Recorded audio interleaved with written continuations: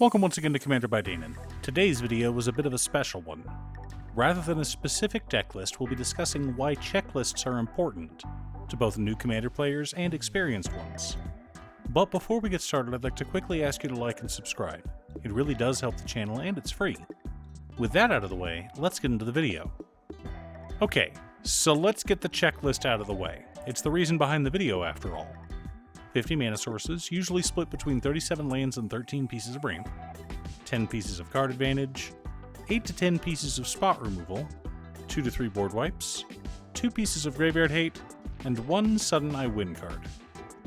The checklist is not the end-all be-all of Commander.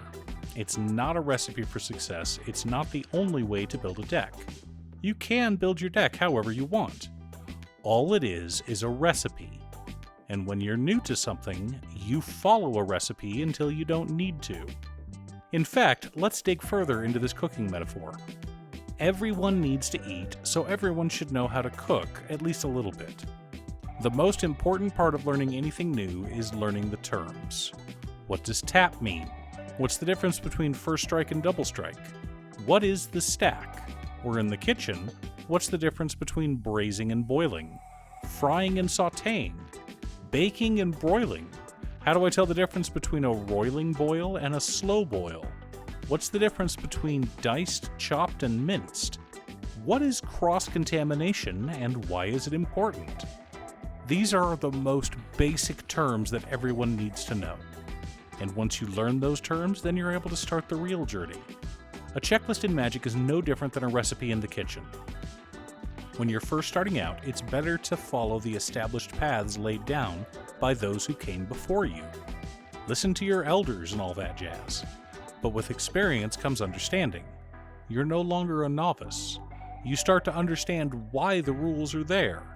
The rules start to make sense, and you see examples of people who don't follow the rules and how they failed. Their dinner was a disaster, their story was unreadable, or their deck just didn't do anything the whole time they were at their LGS. Now, before we go any further, a quick word from our sponsor. As I'm sure you've heard by now, this channel is sponsored by Ultimate Guard. Ultimate Guard is made famous by their boulders, solid, reliable, and affordable deck boxes. Boulders are now available in solid colors, like this beautiful gray one seen here. Find out if your local game store carries the new Ultimate Guard color boulders, or click on the link down below to order yourself one from Amazon. One more thing I wanted to mention, I've been streaming Final Fantasy XIV over on my other channel, Musings by Danon. If you want to pop in and ask some questions, chat about Commander, or just hang out, you're more than welcome to. For right now, the schedule will be Tuesday, Thursday, and Friday evenings. Okay, back to the video. Where were we? Oh yes, mastery. When you have mastery of the rules, you know when to break them. Let's take a break from Magic for a moment and talk about one of the most influential writers of the 20th century, Tolkien. When Tolkien submitted his draft of The Hobbit for publishing, the publishing company told him that dwarves was spelled dwarfs, and that he would need to change it. Tolkien replied that, as he wrote the dictionary, he could spell it any way he wanted to. That and dwarves sounds better than dwarfs. Tolkien wasn't lying. He actually worked on the Oxford English Dictionary. And when you are as big as Tolkien, you get to make up your own rules, or even force others to follow how you want things done. Need another example? How about Shakespeare? Shakespeare is accredited with the invention or introduction of over 1,700 words. How does that apply to Magic? It all comes back to the checklist.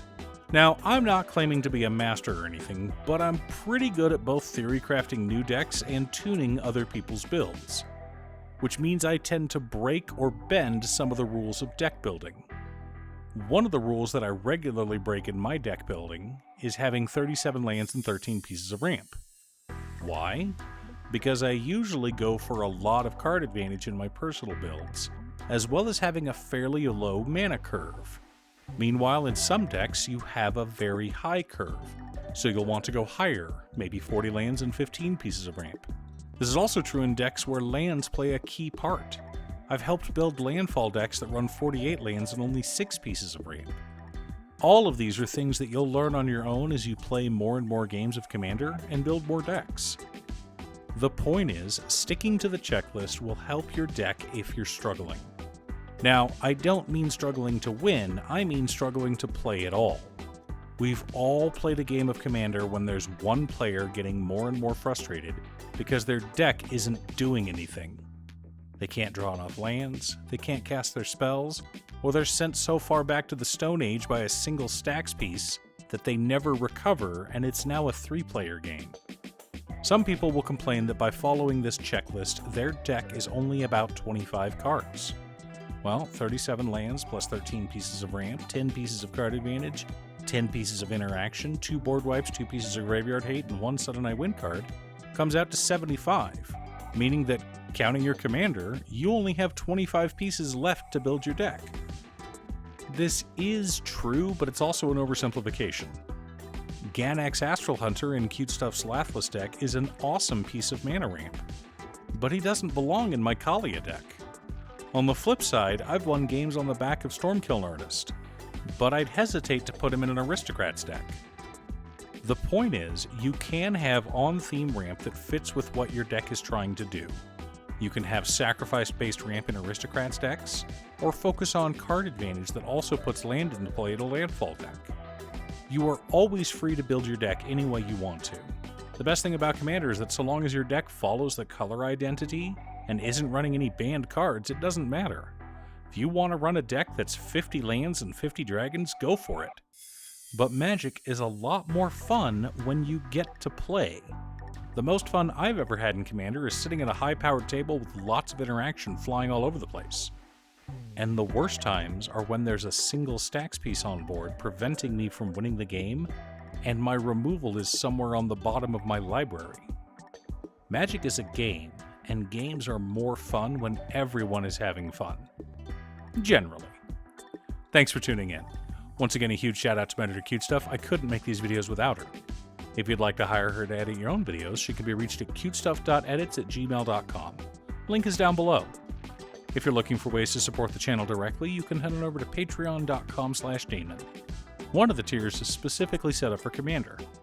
For only $25, I will build you a custom Commander deck based around your specifications, and even do a deck video on it. I also wanted to give a quick shout out to all of my patrons: Waffles, Jiraiya, Danny, Buffins, Marcus, Squishy, Brett, Roxy, Josh, Sean, Hob Zombie, Mark, Alex, Daniel, Steve, Kevin, Alex, Cookie, Borgie, Jake, Exiled Rogue, Manassas, Nazwin, Kyo, and Pedro. You guys are awesome.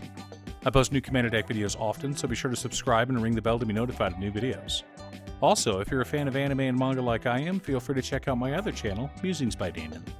Again, thanks for watching, and I'll see you all again next time on Commander by Damon.